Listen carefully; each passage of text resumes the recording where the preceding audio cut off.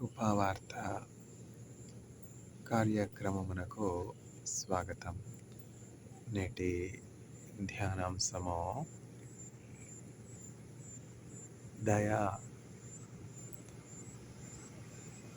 మోసి. దయగల వారి ఎడల నీవు దయ చూపుదువు. లార్డ్, with the merciful,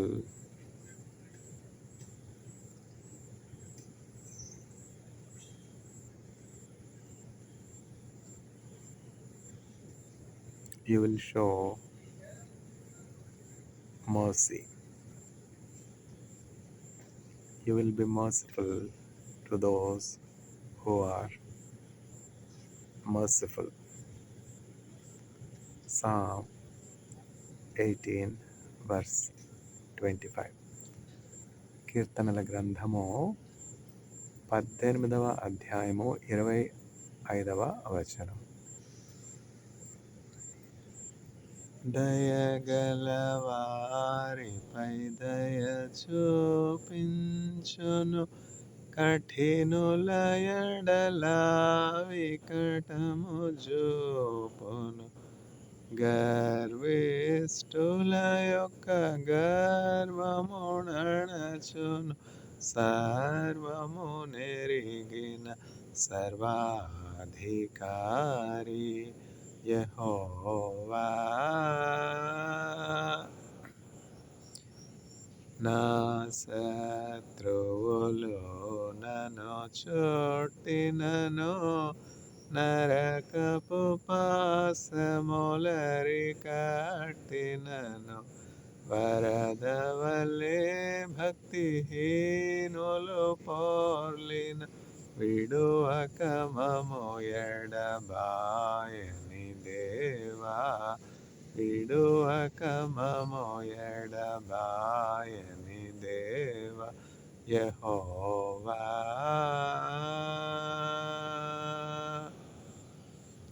మరణ పుటరులలో మరువక మొరలిడ, ఉన్నత దుర్గమై రక్షణ శృంగమై తన ఆలయములో నా మొర వినెను. ఆదరెను ధరణి భయకంపముచే యెహోవా.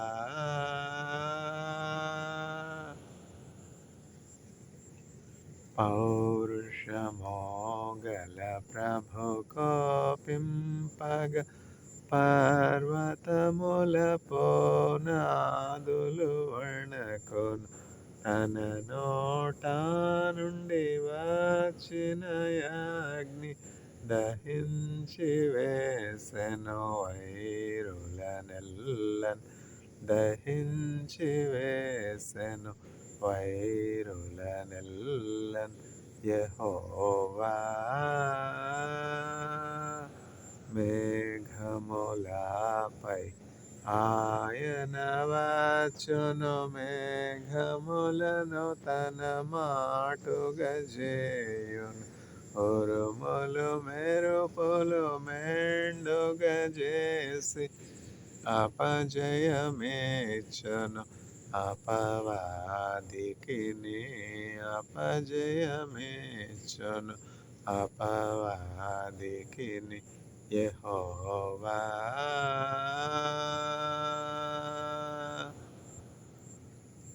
నా దీపమును వెలిగించువాడు, నా చీకటిని వెలుగుగా చేయును. నా దీపమును వెలిగించువాడు, నా చీకటిని వెలుగుగా చేయును. జలరాశుల నుండి బలమైన చేతితో వెలుపల చేర్చిన బలమైన దేవుడు యెహోవా. నా కాళ్ళను లేడి కాళ్ళుగా చేసి ఎత్తైన లోతైన స్థలములో శక్తితో నిలపి రక్షణ కేడమునాకందించి అక్షయముగ తన పక్షము చేర్చిన అక్షయముగ తన పక్షము చేర్చిన యెహోవా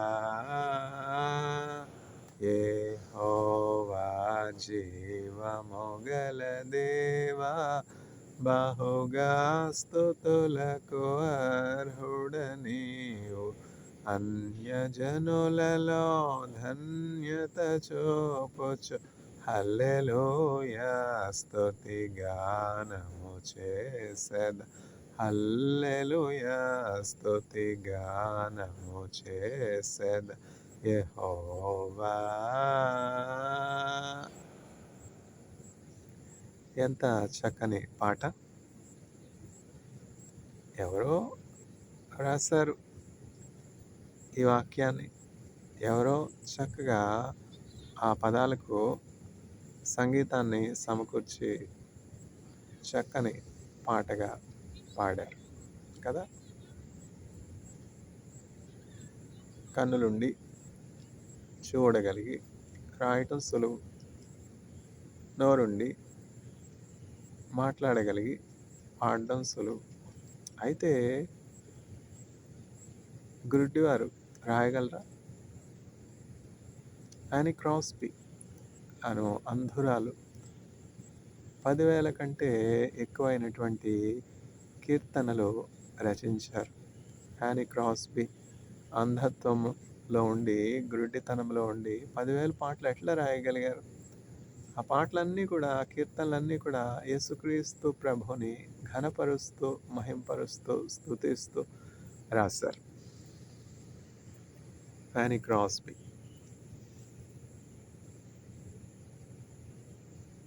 ఇన్ఫాంట్ అంటే శిశువుగా ఉన్నప్పుడు,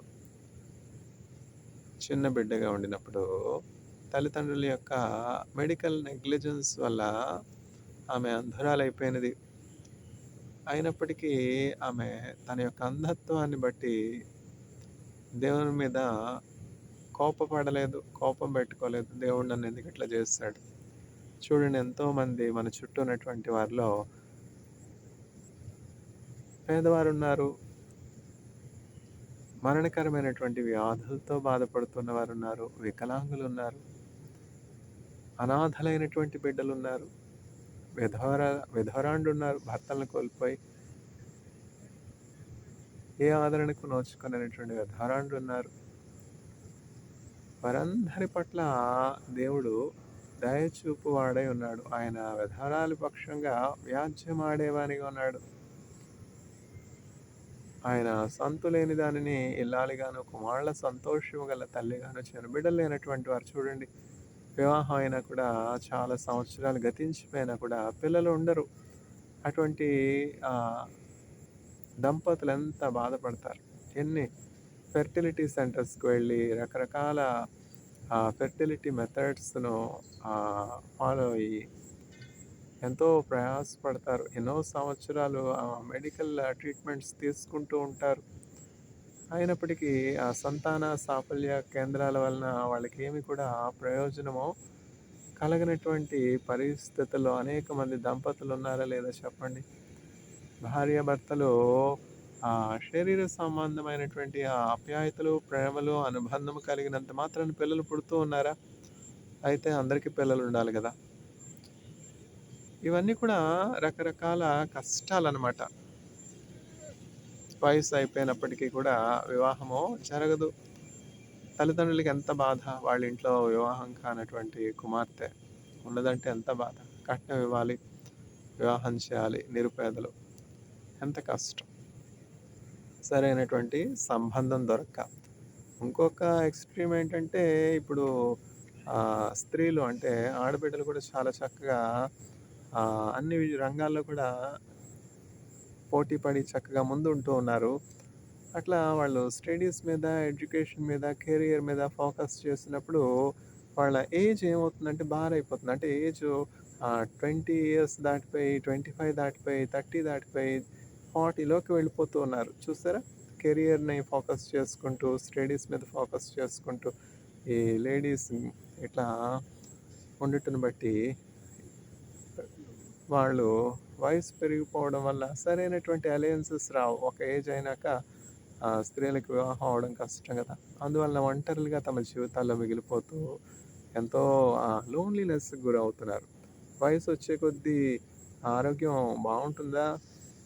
త ఆరోగ్యం బాగలేని పరిస్థితొస్తుందా? ఈ రోజుల్లో మనం తినే ఆహారాన్ని బట్టి, మన లైఫ్ స్టైల్స్‌ని బట్టి, మానవులకున్నటువంటి ఆ మనం కాదులెండి. దేవుని కృపను బట్టి నేను యేసుక్రీస్తు ప్రభువుని కలిగున్నాను గనక, ఈ ఇన్‌ఫ్లుయెన్సెస్, ఇంపాక్ట్స్ ఏవి గూడా నా మీద ఉండవు. వెలుపల ఉన్నటువంటి ఆ ప్రెషర్స్ అన్నీ కూడా నా మీద ఏ విధమైనటువంటి ఇన్‌ఫ్లుయెన్సు కలిగుండవు. అంతరంగంలో నేనెప్పుడు గూడా సమాధానం కలిగుంటాను, శాంతి కలిగుంటాను. ఎన్నో భారాలున్నప్పటికీ, ఎన్నో బాధ్యతలున్నప్పటికీ, ఎన్నో శోధనల గుండా వెళుతూ ఉన్నప్పటికీ, అనేకుల కొరకు భారం కలిగి ప్రార్థన చేసి, వాళ్ళ అవసరతల్లో పాలు పంపులు పంచుకుంటూ ఉన్నప్పటికీ, నేను ఎప్పుడు గూడా మండుచున్నటువంటి జ్యోతిలాగానే ఉంటాను గానీ, ఆరిపోయినటువంటి పరిస్థితి లేదు. ఆ వెచ్చదనం ఎప్పుడు గూడా, ఆ వార్మ్త్ ఎప్పుడు గూడా నాలో ఉంటుంది.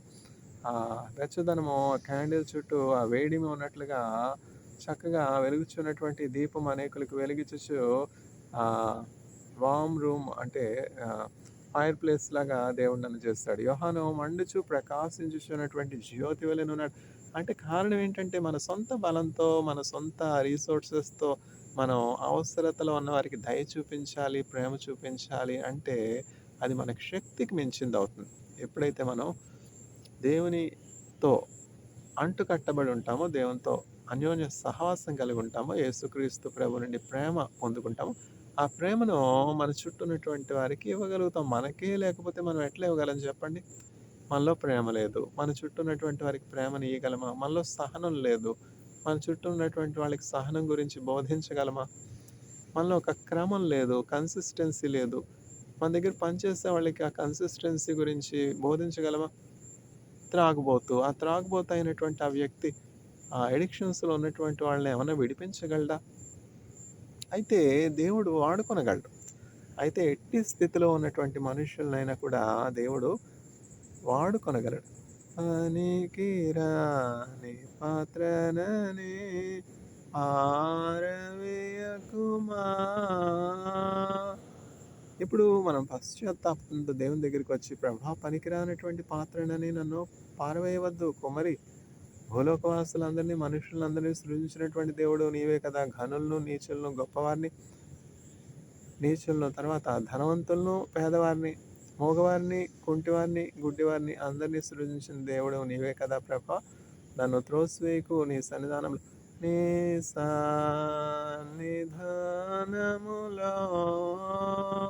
నుండి నన్ను త్రోసివేయకుము.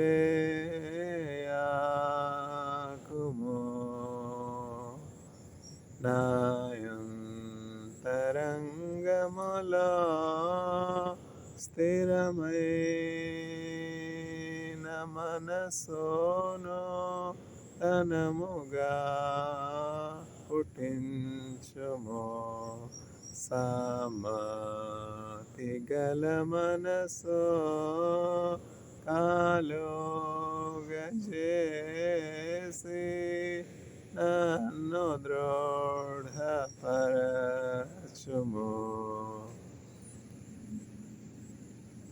ఏమిటి ధ్యానాంశం? దయ, మర్సీ. దయగల వారి ఎడల నీవు దయ చూపించుదువు. కీర్తనల గ్రంథము 18వ అధ్యాయం 25వ వచనం. ఒక్కరోజు ఒక వాక్యం, ఒక్కరోజు ఒక వచనం. రోజుకొక వచనం మనం చదువుకున్నట్లయితే నెలకెన్ని వచనాలు అవుతున్నాయి? 30 వచనాలు. ఇంకా దేవుని కృపను బట్టి మాసంలో ఒక దినం ఎక్స్ట్రా ఉందనుకోండి, 31 దినాలు కదా! సంవత్సరానికి 365 వచనాలు మనం నేర్చుకొనగలుగుతాం. చూసారా? ఈ వాక్యము ఎందుకంటే పరలోకపు మన్నా. ఈ వాక్యము ఇప్పుడు చూడండి. ఈ లోకంలో ఏ ఆహారం తిన్నా కూడా అది మనలకు మరణం నుంచి మనల్ని తప్పించలేదు. ఎందుకంటే ఈ మరణం ఈ ఆహారం ఏంటంటే లైఫ్ సపోర్ట్. కానీ మనల్ని మరణం నుంచి తప్పించగలిగినటువంటి శక్తి మనం తినే ఆహారానికి లేదు. అయితే ఎవరైతే యేసుక్రీస్తు ప్రభువును ఆయన వాక్యాన్ని కలిగి ఉంటారో వారు మరణం నుంచి తప్పించబడతారు. అంటే ఏంటంటే వాళ్ళు ఈ లోకంలో కన్ను మూసిన తర్వాత జీవంలోనికి అంటే నిత్య జీవంలోనికి ప్రవేశిస్తూ ఉన్నారు. మరణం ఎందుకు కన్ను మూయాలి? కన్ను మూయకుండానే పరలోకంకి వెళ్ళొచ్చు కదా! అట్లా కూడా ఉంది. అట్లా కూడా ఉన్నారు కదా! అట్లాంటి దృష్టాంతాలు కూడా ఉన్నాయి. ఇప్పుడు ఏలియాని చూసినట్లయితే ఏలియా మరణం చూడకుండా పరలోకానికి వెళ్ళిపోయినాడు. అతని సమయము ఈ లోకంలో పరిపూర్ణమైపోయినప్పుడు దేవుడు అతనికి అప్పగించినటువంటి ఆ పని చేసేసినప్పుడు ఏం జరిగిందంటే దేవుడు చక్కగా వెహికల్ని పంపించాడు, ఫ్లైట్ని పంపించాడు. ఇప్పుడంటే మనం ఫ్లైట్స్ అంటా ఉన్నాం కదా, ఎలాల్ ఎలాల్ ఎయిర్లైన్స్ అంటే బెస్ట్ ఎయిర్లైన్స్. సెక్యూరిటీ చెక్స్ కూడా చాలా చక్కగా ఉంటాయి, స్మూత్గా ఫ్లైట్లు వెళ్తాయి. ఎందుకంటే ఏమిటంటే ఇజ్రాయెల్ టెక్నాలజీ చాలా అడ్వాన్స్డ్ టెక్నాలజీ కదా. ఇజ్రాయేలీల యొక్క జ్ఞానం, దేవుడు వాళ్ళకి అంత జ్ఞానాన్ని ఇచ్చాడు. నేను ఇజ్రాయేలీస్తో వర్క్ చేశాను కదా, దేవుని కృపను బట్టి 6 సంవత్సరాలు ఇజ్రాయెల్ దేశంలో ఉండి ఇజ్రాయెల్ సైంటిస్ట్ అయినటువంటి కెమిస్ట్ అయినటువంటి అహరోన్ గడెంకన్ గారని మంచి కెమిస్ట్తో పనిచేశాను. ఆయనకు 900 రీసెర్చ్ పేపర్స్ ఉన్నాయి వెబ్ ఆఫ్ సైన్స్లో.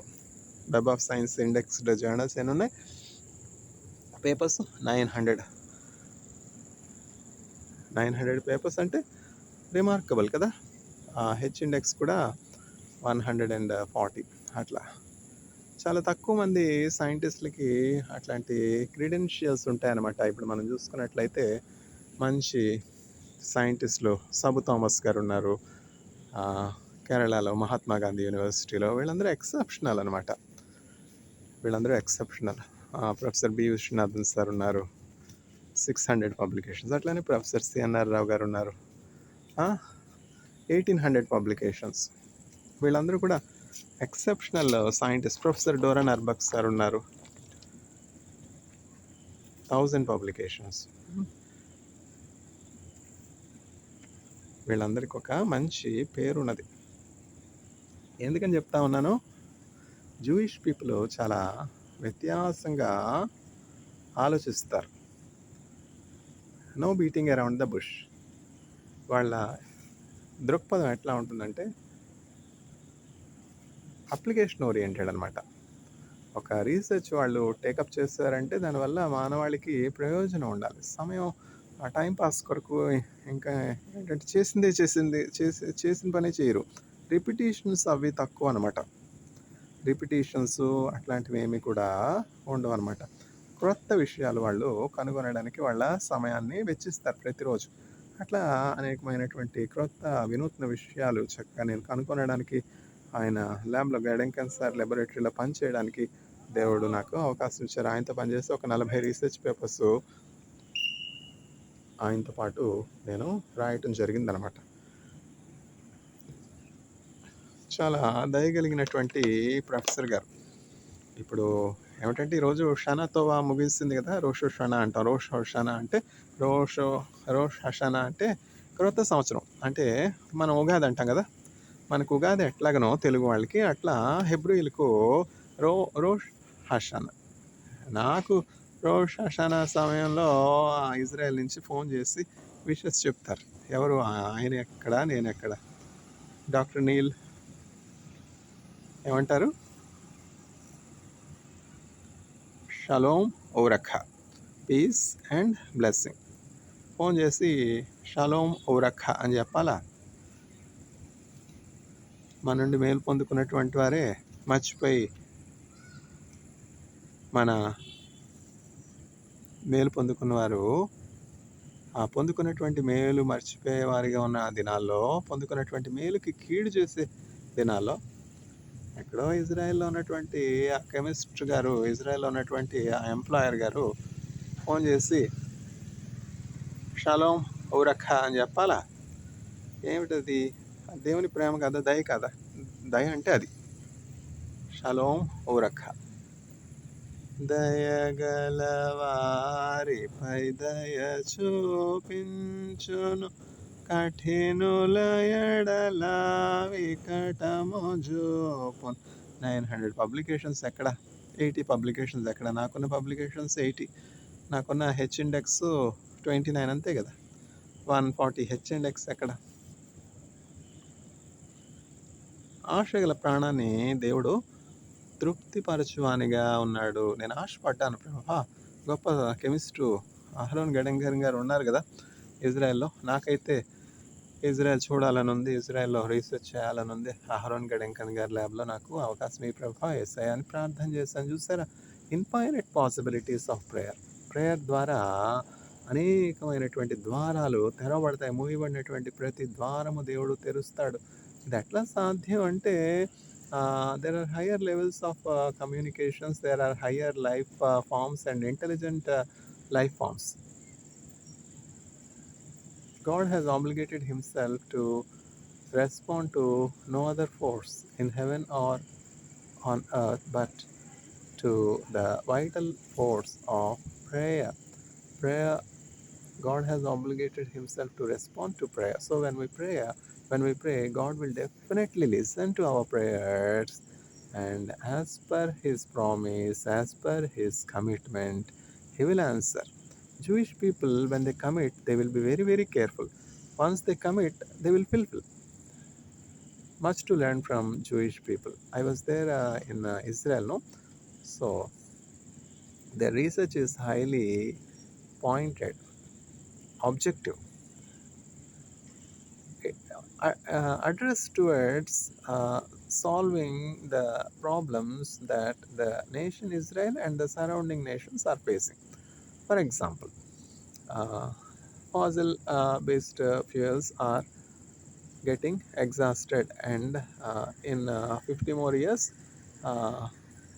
economically viable extractable crude oil will be absent in oil giants like Saudi Arabia, especially in Middle East. So what is the alternative to petroleum alternatives? That was the grant Professor Gedenkans sir had when I landed in his laboratory, and Professor Aaron Gedenkans sir employed me in that project. When God gave 10 talents, 5 talents to a person, to an employer, that person worked hard and multiplied and increased his talents to 10, double portion. Likewise, when I was given an opportunity to work in the laboratory of Gedenkans sir in an existing grant, that is petroleum alternatives, I added and wrote several grant applications, 15 or 20, and the success rate was very high, and Gedenkans sir had very good number of grants while I was working in his laboratory. One grant is ISF grant. ISF means Israel Science Foundation grant. It's a very huge grant, 450,000 USD for 4 long years. And because of that grant, 4 research scholars could be sustained for 3 years to 4 years. The grant itself was for 4 long years. The grant should be like that. When we apply for a grant, it should be for 4 years or 3 years, so that that grant could sustain a PhD scholar. 1 year, 2 years, whom we can sustain, what we can achieve. Can we produce a PhD in a 2-year grant? Is it like MSc? Is it like BSc? If we have a grant for 3 years to 4 years, a PhD is assured. Like that, we should choose such grants. When we are compassionate, God will also be compassionate. You will show yourself merciful to those that are merciful. దయగల వారి ఎడల నీవు దయ చూపించదు. కీర్తనల గ్రంథము 18వ అధ్యాయము 25వ వచనం. అంటే example is better than precept. అంటే ఏంటంటే ఒక ఉదాహరణ ద్వారా చెప్తే అందరికీ అర్థమవుతుంది దేవుని వాక్యం కదా. దేవుని వాక్యం అర్థం కావాలి అందరికి, చిన్న పిల్లలకు కూడా, స్కూల్ గోయింగ్ చిల్డ్రన్కి కూడా. సండే స్కూల్ అదే కదా టీచర్స్ చేసే. సండే స్కూల్ ఏం చెప్తారు? సండే స్కూల్లో దేవుని వాక్యాన్ని టీచర్స్ ఏం చెప్తారంటే కథల ద్వారా చెప్తారు. ఇప్పుడు దయ అంటే ఏమిటి అని పిల్లలు అడుగుతారు. టీచర్ దయ అంటే ఏంటి, మర్సీ అంటే ఏంటి అని అడుగుతారు కదా పిల్లలు. అప్పుడు పిల్లలకి చక్కగా ఒక ఉదాహరణ ద్వారా దయ ఎట్లా ఉంటుంది? దయ ఎలా చూపించాలి? దయ చూపిస్తే ఏం జరుగుతుంది? అని Sunday school teacher good Samaritan కథ చెప్తారు. ఆ గుడ్ సమారిటన్ కథ ఎక్కడుంది? లూకాసు వార్త 10వ అధ్యాయం 25వ వచనం నుంచి 37వ వచనంలో. ఈ గుడ్ సమారిటన్ కథ, మంచి సమరయుని కథలో ఏంటంటే, మనం కథ అంటాం. బైబిల్ గ్రంథంలో ఉపమానము. ఉపమానం అంటే ఏంటంటే, అది కథ కాదు యాక్చువల్లీ. అది వాస్తవమే. అదొక పరలోక సంబంధమైనటువంటి మర్మము. ఆహ్, పరలోక సంబంధమైనటువంటి విషయాలను అవి వాస్తవమే. కానీ ఈ లోక సంబంధమైనటువంటివి కాదు. పరలోక సంబంధమైనటువంటి నిగూఢమైనటువంటి నిత్య జీవమును గూర్చినటువంటి విషయాలు. అవి భవిష్యత్తులో సంభవింపనైనటువంటి విషయాలు. వాటిని ఉపమానం అంటారు. ఈ ఉపమాన రీతిగా ఏం చెప్పారంటే యేసుక్రీస్తు ప్రభువు ఒకానొక సందర్భంలో ఒక వ్యక్తి యెరూషలేములో నుండి జెరికో ప్రాంతానికి దిగి వెళుతూ ఉన్నాడు. ప్రయాణంలో ఉన్నాడు. బాటసారులు అంటాం కదా! బాటసారులు. ఇప్పుడంటే మనకి చక్కని వెహికల్స్ వచ్చేసాయి. బస్సు వచ్చేసాయి. బస్సులో 30, 40 మంది కలిసి వెళ్తాం. అట్లనే ఫ్లైట్‌లో 100 మంది కలిసి వెళ్తాం. దొంగల బాధ అంతగా ఇప్పుడు మనకి లేదు. కానీ ఆ కాలంలో అయితే ఒంటరిగా వెళ్ళాలంటే ఎంతో భయపడేవారు. దొంగలు కాచుకొని ఉంటారనమాట. ఎవరైనా ఒంటరిగా వెళ్తూ ఉంటే వాళ్ళ మీద అటాక్ చేసి, వాళ్ళ దగ్గర ఉన్నటువంటి నగలు, వాళ్ళ దగ్గర ఉన్నటువంటి డబ్బులు, వాళ్ళ దగ్గర ఉన్నటువంటివన్నీ దోచుకొనడానికి దొంగలుండేవారు. దొంగల బారిన పడకూడదు అని జెప్పి భయపడతా, భయపడతా బితుకు బితుకు అంటూ వెళ్ళేవారనమాట. ఒంటరిగా వెళ్ళేవారు. అయితే ఈ వ్యక్తి ఒంటరిగా వెళుతున్నాడు. యెరూషలేములో నుండి యెరికోకు వెళుతున్నాడు. దేవుని కృపను బట్టి నేను యెరూషలేములో ఆహ్, ఆహ్, చాలా మంచి విషయాలు చూసాననమాట. యెరూషలేం నుంచి అది వేరొక విషయం. యెరూషలేం నుండి యెరికోకు వెళ్తున్నటువంటి సందర్భంలో ఏం జరిగిందంటే, కొంతమంది దొంగలు ఇతన్ని పట్టుకొని, కొట్టి, గాయపరిచి, అతని దగ్గర ఉన్నటువంటి వస్తువులన్నీ దోచుకొని, కొనూపిరితో విడిచిపెట్టి వెళ్ళిపోయినారు. అతడు చావ సిద్ధమైనాడు. ఒళ్ళంతా గాయాలు, ఒళ్ళంతా రక్తం కారిపోతున్నది. ఆ రక్తం గాయాల నుండి కారిపోతే ఏం జరుగుతుందంటే, ఎవరైనా బ్లడ్ డొనేట్ చేసుంటే వాళ్ళకి తెలుస్తుంది. బ్లడ్ డొనేట్ చేసిన వాళ్ళకి ఏం జరుగుతుందంటే, స్పృహ కోల్పోతూ ఉంటారు. స్పృహ కోల్పోతూ ఉంటారు. మైకం కమ్మేస్తూ ఉంటుంది కళ్ళకి. ఎందుకంటే రక్తం ఇచ్చారు గదా! ఒక్క యూనిట్ రక్తం ఇస్తేనే ఆ స్పృహ కోల్పోయే పరిస్థితి వస్తుంది. వెంటనే సిస్టర్స్ బ్లడ్ డొనేషన్ అయిన తర్వాత వాళ్ళకి ఫ్రూట్ జ్యూస్, ఫ్రూటియో ఇంకేదో ఫ్రూట్ జ్యూస్ ఇస్తారు. వెంటనే ఆ లిక్విడ్ ఆ బ్లడ్‌ని ఆ బ్లడ్‌లో ఉన్నటువంటి ఆ ఫ్లూయిడ్స్ రిప్లెనిష్ చేయలేకపోయినప్పటికీ ఫ్రూట్ జ్యూస్ తీసుకుంటే కొంతవరకు తెప్పరిల్లుతుంది ప్రాణం అని జెప్పి ఫ్రూట్ జ్యూస్ ఇస్తారనమాట. అట్లా కొంచెము ఒక యూనిట్ బ్లడ్ ఇస్తేనే మనం అంతగా బలహీనపడిపోయి అన్‌కాన్షియస్ అయిపోయే స్థితికొస్తే యేసుక్రీస్తు ప్రభు చివరి రక్త బిందువు వరకు మన కొరకు చిందించారు ఇష్టపూర్వకంగా. ఆయన సిలువలో శ్రమ అనుభవిస్తున్నప్పుడు ఎవరిని దూషించలేదు, ఎవరిని గాయపరచలేదు. పాపులారా, ద్రోహులారా మీ కొరకే నేను నా రక్తాన్ని అర్పిస్తూ ఉన్నాను. నన్ను ప్రేమించకుండా నన్ను తిరస్కరిస్తూ ఉన్నారా? నన్ను దూషిస్తూ ఉన్నారా? నాలో లోపాలు ఎంచుతూ ఉన్నారా? నేను చేసిన మేలు మర్చిపోయారా? అయ్యో! ఈ ఉపోద్ఘాతాలు ఎన్నెన్ని స్పీచ్‌లో. ఇప్పుడు స్టేజ్ మీద ఎంతమంది రాజకీయవేత్తలు ఎన్నెన్ని స్ స్పీచెస్ ఇస్తా ఉన్నారు. మేము ఈ ప్రజలకు ఎంతో ఉపకారం చేస్తాం, ఎంతో మేలు చేస్తాం. మేము పరిపాలించుచున్నటువంటి కాలంలో ఫ్రీ ఎడ్యుకేషన్ ఇచ్చాం, ఫ్రీ మీల్స్ ఇచ్చాం. ఇంకా లిస్టు ఎంతో ఉంది. అయితే ఈ ప్రజలు మాకు ఓటేయలేదు. చూసారా? అట్లా విమర్శ, క్షమించలేనటువంటిది నింద, దూషణ ఇవే గదా! మనం వింటున్నాం గదా! రాజకీయవేత్తలు, రాజకీయాల్లో ఏంటంటే విమర్శే గదా!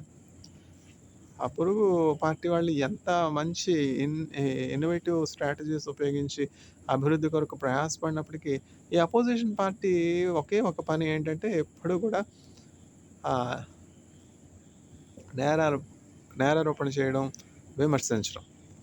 కన్‌స్ట్రక్టివ్ క్రిటిసిజం మంచిదే కానీ ప్రతిదానికి విమర్శేనా? ఒక మంచి పని రూలింగ్ పార్టీ వారు చేశారు. దాన్ని అప్రిషియేట్ చేయొద్దా? దాన్ని అవలంబించవద్దా? అందులో ఉన్నటువంటి కొరతల్ని కన్‌స్ట్రక్టివ్ క్రిటిసిజం ఇట్లా చేశారు బావుంది. ఇంకా ఈ లోపాలు గూడా సరిదిద్దితే ఇంకా ప్రజలకు ఉపయోగకరంగా ఉంటదా అని చెప్పాలా? లేకపోతే పార్లమెంట్‌లో ప్రొసీడింగ్స్ అన్నీ కూడా స్తంభించిపోయేలాగా గొడవ చేయాలా? ఈ పిల్లలు ఉన్నటువంటి బళ్ళలో స్కూల్స్‌లో ఉన్నటువంటి వాతావరణం టీచర్స్ కంట్రోల్‌లో పెట్టుకుంటారు. అయితే ఈ పార్లమెంట్ గానీ, తర్వాత జనరల్ అసెంబ్లీ గానీ, అంటే లెజిస్లేటివ్ అసెంబ్లీ అంటాం కదా! ఆహ్, తెలుగులో ఏమంటారో? లెజిస్లేటివ్ అసెంబ్లీ మెంబర్ అంటారు. వీటిలో ఆ అల్లరి ఎవరు కూడా కంట్రోల్ చేయలేరు. ఏ స్పీకర్ కూడా కంట్రోల్ చేయలేరు. ఆ ప్రొసీడింగ్స్ అన్నీ కూడా స్టాల్ అయిపోతాయి. ఆహ్, కాన్వర్సేషను, కమ్యూనికేషను, ప్రజాభివృద్ధి యొక్క కార్యక్రమాలు, క్రొత్త లా ఎన్ఫోర్స్‌మెంట్ ఇవేమి కూడా జరగకుండా స్తంభించిపోవడానికి ఆ లెజిస్లేటివ్ అసెంబ్లీ గాని, పార్లమెంట్ గాని గందరగోళమే. టీవీలో చూడాలి ఆ లైవ్ ప్రోగ్రామ్స్. అంత ప్రజల చేత ఎన్నుకొనబడినటువంటి వారు. వాళ్ళేమన్నా సామాన్యులా? దే ఆర్ పీపుల్స్ రిప్రజెంటేటివ్ అయ్యుండి, ఎమ్మెల్యేస్ అయ్యుండి, ఎంపీస్ అయ్యుండి, ఎంతో దిగజారిపోయినటువంటి పరిస్థితి. అమెరికా పార్లమెంట్ చూడండి, యూకే పార్లమెంట్ చూడండి. ఎక్కడైనా ఆహ్, శబ్దం వస్తుందా? ఎక్కడైనా pin drop silence. United nations చూడండి. ఎక్కడైనా ఒకళ్ళు స్పీచ్ ఇస్తా ఉంటుంటే, ఒక దేశం యొక్క రిప్రజెంటేటివ్ మాట్లాడుతా ఉంటుంటే, ఇంకెక్కడి నుంచైనా ఎక్కడైనా శబ్దం వస్తుందా? మన దేశంలోనే గదా! ఏమిటది? Indiscipline, corruption, corruption. ఇవన్నీ కూడా నేర్చుకోవాలనమాట. దయగల వారి యెడల ఆయన దయ చూపించును. అప్పుడు యేసుక్రీస్తు ప్రభు ఒక చక్కని ఉపమానం చెప్తున్నారు. దయ అంటే ఏమిటో చెప్పడానికి. ఏంటంటే, ఈ బాటసారి గాయపరచబడి, దోచుకొనబడి, శరీరంలో రక్తమంతా పోతూ ప్రాణం కోల్పోయే పరిస్థితికొచ్చాడు.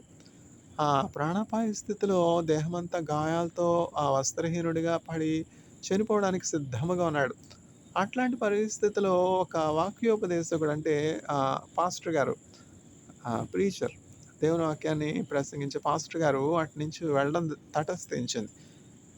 అయితే ఆయన ఆ మనుష్యుని చూచి ప్రక్క నుంచి వెళ్ళిపోయినాడు. ఏం పట్టించుకొనలేదు. ఏమి దయ చూపలేదు. అతని దగ్గరికి రాలేదు. అతన్ని పరామర్శించలేదు. ఆయన మార్గంలో ఆయన వెళ్ళిపోయాడు. బిజీగా ఉన్నాడేమో, చర్చ్ టైమ్ అయిపోయిందేమో, లేకపోతే ఆయన తన జీవితంలో అట్లా మేలు చేద్దామని ప్రయత్నించి కీడు పొందుకున్నాడేమో, దయ చూపించి కష్టాల పాలైనాడేమో, ఆయన అనుభవాలు మనకు తెలీదు. ఈ పాస్టర్ గారు వెళ్ళిపోయినారు. ఆహ్, ఈ త్రోవలో ఉన్నటువంటి మరణంతో పెనుగులాడుతున్నటువంటి ఆ వ్యక్తిని విడిచిపెట్టేసి ఏమి కూడా దయ చూపించకుండా, స్పందించకుండా, చూసి చూడనట్టు నాకెందుకొచ్చిందిలే ఈ బాధ అని చెప్పి వెళ్ళిపోయినాడు. పాస్టర్ గారు వెళ్ళిపోయినారు. తర్వాత ఒక యాజకుడొచ్చాడు. యాజకుడు లేవీయుడు. లేవీయుడొచ్చి ఆ లేవీయుడు కూడా అతన్ని చూసి ఏమి దయ చూపించకుండా, ఏమి చలనం లేకుండా, ఏమి స్పందన లేకుండా, ఏమి ఎమోషన్ లేకుండా చస్తే చచ్చాడు. నాకెందుకులే. ఈయనేమన్నా నా ఇంటి మనుష్యుడా? నాకు సంబంధించినటువంటి మనుష్యుడా? నా బంధువుడా? నాకు స్నేహితుడా? దారిన పోయే దరిద్రాన్ని నెత్తికెందుకు పెట్టుకోవడం అనుకున్నాడేమో. ఈ యాజకుడు కూడా వెళ్ళిపోయినాడు. అంటే ఈ వాక్యోపదేశకుడు, ధర్మశాస్త్రోపదేశకుడు మొదటివాడు పాస్టర్ గారు. రెండవ వారు ఎవరంటే యాజకుడు. అంటే ఏంటంటే వీళ్ళిద్దరూ కూడా మానవునికి, దేవునికి మధ్యవర్తులుగా ఉన్నారనమాట. దేవుని యొక్క మాటలు ప్రజలకు తెలియజేసేవారు పాస్టర్ గారు, వాక్యోపదేశకులు. అట్లనే ప్రజల యొక్క పాపములను బట్టి దేవుని సన్నిధికి వెళ్ళి వారి పాప ప్రాయశ్చిత్తార్థము, పాప క్షమాపణ నిమిత్తం విజ్ఞాపన చేసేవాడు యాజకుడు. అంటే ఇద్దరు కూడా దేవునికి, మానవునికి మధ్యవర్తులుగా దేవుడు ఏర్పాటు చేశాడు. అయితే ఎవరినైతే దేవుడు నియమించాడో మానవుల క్షేమం కొరకు, బాగోగులు చూడడం కొరకు, ఆ కాపరులు దయ చూపించలేదు. వారి యొక్క డ్యూటీని వారు చేయలేదు. అయితే అదే మార్గంలో ఒక సమరయుడు వెళ్ళుట తటస్థించింది. సమరయుడు అంటే మనం అంటవారివానం, అంటరాని వాడు, తక్కువ కులస్తుడు, ఇట్లా ఉన్నాయి గదా! ఇప్పుడు దేవుని కృపను బట్టి ఇవన్నీ కూడా తొలగిపోతూ ఉన్నాయి గానీ, పూర్వకాలంలో ఉండేవి. పూర్వకాలంలో ఆహ్, ఈ కుల, మత, వర్గ వైషమ్యాలు, మేమెక్కువ, వాళ్ళు తక్కువ, అట్లాంటి విభేదాలు ఉండినటువంటి సొసైటీస్ చాలా ఉన్నాయి. ఇప్పుడు యూదులంటే వాళ్ళు ఇతర ఆహ్, భాషల వారితో అంతగా కలవరు గదా! యూదులంటే వాళ్ళకొక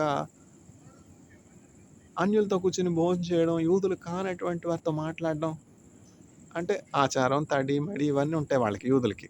అట్లనే ఎవరి పద్ధతులు వాళ్ళవి. అట్లా ఈ యాజకుడు నాకెందుకొచ్చిన దారిన దరిద్రం నెత్తిన పెట్టుకోవడం అని చెప్పి వెళ్ళిపోయినాడు. అట్లా ఈ యాజకుడు గాని, పాస్టర్ గారు గాని తక్కువగా చూస్తే తక్కువ కులస్తుడు అంటాం గదా! అట్లా సమరయుడు అంటే సమరయుల్ని యూదులు చాలా తక్కువ సొసైటీలో ఒక నిమ్న వర్గానికి చెందినటువంటి వారు. సొసైటీలో అతి క్రింద స్ట్రాటాలో ఉన్నటువంటి వారు. అది ఆర్థికంగా కావచ్చు, సామాజికంగా కావచ్చు, ఏ రీతిగా చూసినా గూడా ఈ సమారిటన్ వాళ్ళు ఆహ్, ఊరి వెలుపల ఉండేవాళ్ళుగా భావిస్తారు. అయితే దేవుడు పై రూపాన్ని చూడడు, కులాన్ని చూడడు, మతాన్ని చూడడు, ధనాన్ని చూడడు.